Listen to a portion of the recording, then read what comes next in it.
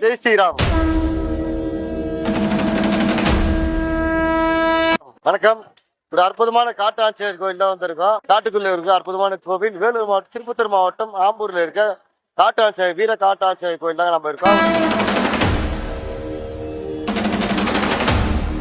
பொதுவாக பார்த்தீங்கன்னா அனுமன் தான் எப்பவுமே பெருமாள் வணங்குவாரு. இங்க பார்த்தீங்கன்னா பெருமாள் வந்து அனுமனை பார்க்கறதுக்கு வராரு.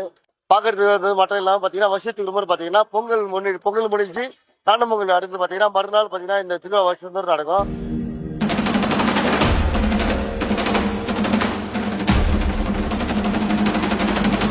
ஏராளமான பக்தர்கள் வருவாங்க. காலையில பாருங்க எவ்வளவு கூட்டம் இருக்கு, நீங்களே பார்த்துட்டு இருப்பீங்க. இந்த கூட்டம் எல்லாம் பாத்தீங்கன்னா வேற எங்கேயுமே கிடையாது. இங்க அனுமன் பாதமும் இருக்கு, அந்த பாதத்தை பார்க்கலாம் வாங்க. இங்க இனிமே பொதுவா வந்து அனுமன் வந்து பெருமாள் வணங்குவாரு. இங்க வந்து அனுமன் பார்க்கறதுக்கு காட்டுக்குள்ள வந்து பெருமானே வந்து மக்களுக்கு சேவிக்கிற மாதிரி ஒரு அற்புதமான காட்சிங்க இது. ஆம்பூர்ல இருக்கு. ஆம்பூர் உள்ள பாத்தீங்கன்னா ஒரு 2 கிலோமீட்டர் தொலைவில் வெத்தல் இருந்து உள்ள வரணும். உள்ள ஒண்ணுன்னா பார்க்கலாம். அது மட்டும் இல்லாம அனுமன் பாதம் இருக்கு. அந்த அற்புதமான திருவிழா எப்போ நடக்குது பாத்தீங்கன்னா ஒரு தூரம் பாத்தீங்கன்னா நூற்றுக்கணக்கான வருஷமா நடந்துட்டு இருக்கு. இந்த பொங்கல் முடிஞ்சு பார்த்தீங்கன்னா காணும் பொங்கல் மறுநாள் பார்த்தீங்கன்னா இந்த திருவிழா நடக்கும். ஒரு அற்புதமான திருவிழா பார்த்தீங்கன்னா ஆயிரக்கணக்கான மக்கள் வந்து கலந்துப்பாங்க. காலையிலேயே ஈவினிங் பார்த்தீங்கன்னா ஃபுல்லாக ரசிச்சிருக்கோம். ரொம்ப அற்புதமான ஆஞ்சநேயர் கோயில் தாங்க பார்த்துருக்கோம். இந்த கோயில் பற்றி சிறப்புகள்லாம் ஏகப்பட்டது இருக்கு. ஒன்னொன்னா பார்க்கலாம் வாங்க. எங்களோட ஐயா தான் கண்டி கேசவ சாமிகள். ஐயா பற்றி எப்படி அனுமன் எப்படி வணங்கணும் அவர் சில வார்த்தை சொல்லுவார். பக்தர்கள் வந்து நீங்கள் இந்த கோயில் எப்படி உருவாச்சு எப்படி எவ்வளோ வணங்கணும் அதை பற்றி சொல்லுங்க, பார்க்குறது தெரிஞ்சுப்பாங்க. ஸ்ரீராம ஜெயம் ஸ்ரீராம ஜெயம். அனைவருக்கும் வணக்கம். எங்களுடைய மூதியர்கள் இப்போ ஆண்டு காலமாக ராமர் ஆஞ்சநேயர் வந்து செஞ்சி மலையை தூக்கிட்டு போகும்போது இங்க உக்காந்த இடமும் உள்ள ஒரு பாதம் இது உக்காந்த இடம் எழுந்து போகும்போது பாதம் ரைட் சைடு பாதம் உள்ள ரைட் சைடு பாதம் அந்த பாறையில படிஞ்சது. அங்கிருந்து தான் சக்தி இங்கிக்கு வருது. அதனால காலகாலமா அவங்க ஆண்டாக செஞ்சு வந்திருந்தாங்க. ராமாயணத்து காலத்துல இருந்து கோயில் இருக்கு. அதே மாதிரி அப்பெல்லாம் வந்து இந்த உழுவல் கஞ்சி ரொம்ப ஃபேமஸ் ஆகும். உழுவல் கஞ்சி ரொம்ப ரொம்ப 50 வருஷத்துமா அது உழுவல் கஞ்சி சாப்பிடும்போது ஏதாவது பலன்கள் இருக்கு. அது வந்து குழந்தை இல்லாதவங்களுக்கு குழந்தையின்மை, உடல்நிலை சரியில்லாதவங்க உடல்நிலை பாதிப்பு இல்லாம நல்லா குணம் அடைஞ்சிருக்காங்க. உழுவல் கஞ்சி பார்த்தீங்கன்னா குழந்தை உடம்பு ப்ராப்ளம் இருக்குங்க, குழந்தை அது வந்து குடிக்கணும்னு சொல்றாங்க. அது திருவிழா அன்னைக்கு மட்டும் தான் கிடைக்கல. அது ஆமா, திருவிழா அன்னைக்கு மட்டும் தான் கிடைக்கும், மற்ற நாள்ல கிடைக்காது. வருஷத்துல ஒரு நாள் தை 4ஆம் தேதி ரெகுலரா எப்பவுமே இந்த திருவிழா முடிஞ்சு மறுநாள் இந்த திருவிழா எப்பவுமே ரெகுலரா நடக்கும். இந்த 3 தலைமுறையிலும் கும்பாபிஷேகமோ கோயிலோ கட்டி இது பண்ணல. அடியனுடைய தலைமையில தான் இந்த ஆலயம் கட்டுப்பட்டு எல்லாமே கும்பாபிஷேகம் முடிஞ்சு அன்னதானங்கள்லாம் சிறப்பாக பார்க்கும்போது நல்லா சந்தோஷமா இருக்கு. இப்போதான் பார்த்தீங்கன்னா அனுமன் தான் பெருமாள் தேடி போவாரு. இந்த அனுமன் பார்க்கறதுக்கு பெருமாள் வராரு. இது ஒரு அற்புதமா இருக்கு. அதை பத்தி சொல்லுங்க. பார்க்கறது அனுமான் வந்து இங்கிருந்து அங்க போயிடுதும் உண்டு. ஆனா பெருமாள் வருஷத்துல ஒரு நாள் மட்டும் ஆஞ்சநேயர் பாதத்துக்கு நேரம் ஒரு அபூர்வமான கேள்விப்பட்டது நல்லா இருக்கு. ஆண்டாக வந்து கொண்டிருக்கிறார். நேரத்துக்கு இல்ல, பல ஆண்டுகளாக நூற்றாண்டுகளா வந்துட்டு இருக்காரு. வந்து இங்க அமைந்துட்டு அதுக்கப்புறமா தான் இங்கிருந்து சாயந்தரம் போகும்போது திருவிதி விழா போயிட்டு சன்னதி அடைவார். சீனிவாச பெருமாள் மலை சுற்றும் வைபவம் தான் நோட்டீஸ்ல இருக்கு.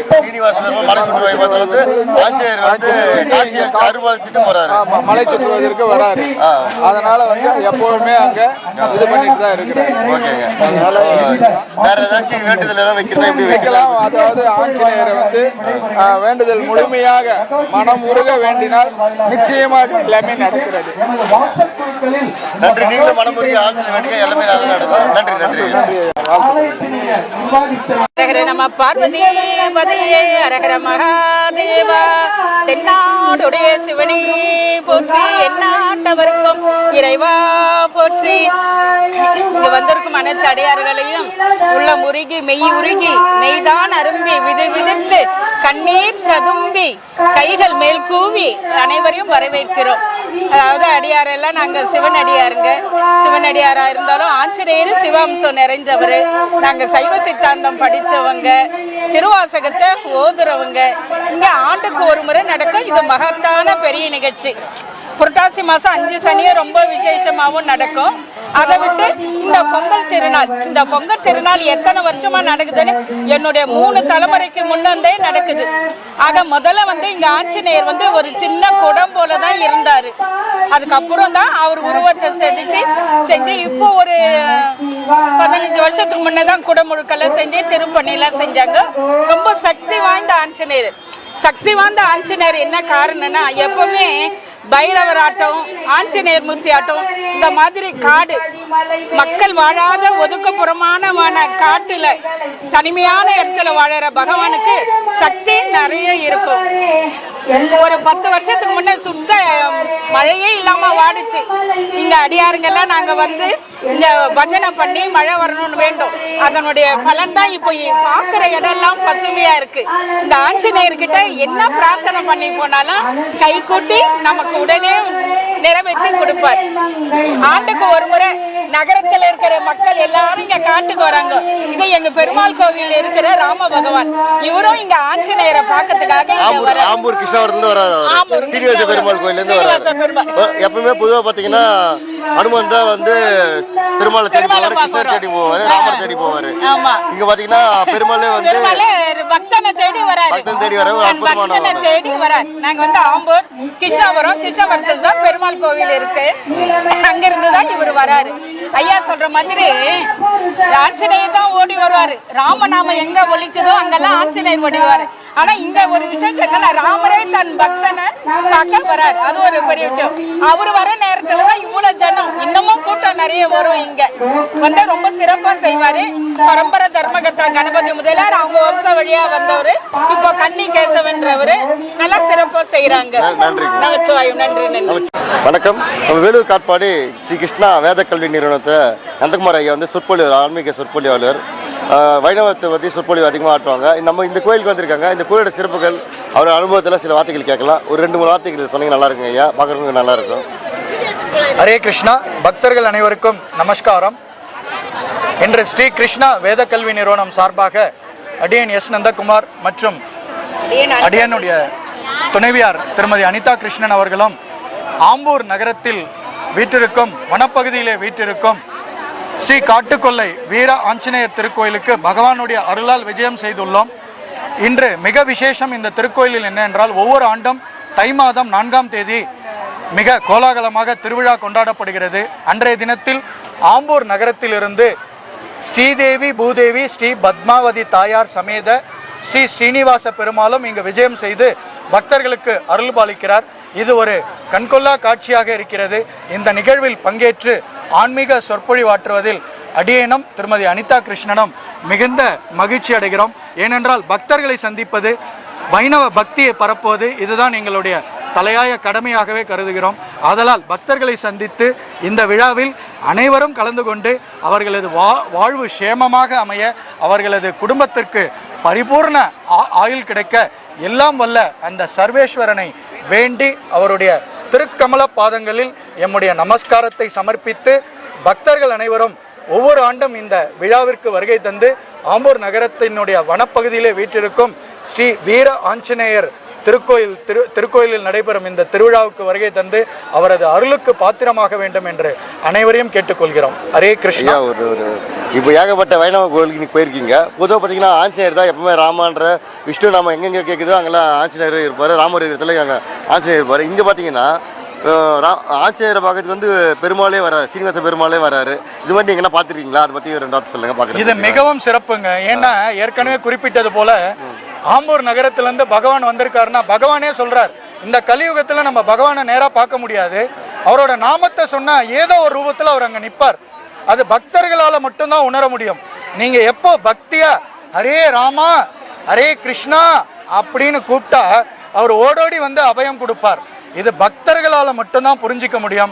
அதனால் தான் நீங்கள் ஆன்மீக பாதைக்கு வந்தாதாங்க இதை உணர முடியும். இங்கே இவ்வளவு பக்தர்கள் பக்தியோட வந்து பகவானோட நாமத்தை துதிக்கிறதுனால என்னோட பக்தர்களை நான் பார்க்க வரேன்னு அவர் வந்திருக்காரு. ஆமாம், பக்தர்கள் பார்க்குறாரு, அவர் அனுமனும் பார்க்க வர்றாரு. சிறப்பான ஒன்று வேற எங்கேயுமே கிடையாது. அதுவும் காட்டுக்குள்ளே இருக்கிற ஒரு ஆஞ்சநேயர் வந்து பார்க்கும்போது நார்மலான ஆஞ்சநேயர் ரொம்ப பவர்ஃபுல்லாக இருப்பார். காட்டுக்குள்ள வரும்போது ரொம்ப ஒரு அவரோட இடத்துல இருக்கும்போது ரொம்ப பவராக இருப்பார். அவர் கால் பாதமும் இங்கே இருக்குது, வேற எங்கேயும் இருக்குன்னு அதிகமாக கேள்விப்பட்டதில்லை. ஒரு சிறப்பான ஒரு ராமாயண காலத்து ஒரு கோயில் சொல்கிறாங்க. ஒரு அற்புதமான கோயிலில் நீங்களும் வந்து சொற்பொழி ஆட்டுறீங்க. எங்களுக்கு பேட்டி கொடுத்து ரொம்ப நன்றிங்க. மிக்க நன்றி. அனைவருக்கும் பகவானுடைய அருள் பரிபூர்ணமாக கிடைக்கட்டும். அனைவரும் வாழ்வில் சகல சௌபாகியங்களுடன் சேமமாக வாழ என்னுடைய அடியனுடைய பகவான் சார்பாக அவருடைய திருக்கமல பாதங்களில் சமர்ப்பித்து மிக்க நன்றி, வணக்கம். நம்முடைய வணக்கங்களை அவருக்கு சமர்ப்பிப்போம், அவரை நமஸ்கரிப்போம். ஹரே கிருஷ்ணா, ஹரே ராம், சர்வம் கிருஷ்ணார்ப்பணம். ஜெய் ஸ்ரீராம், ஜெய் ஸ்ரீராம், ஜெய் ஸ்ரீராம்.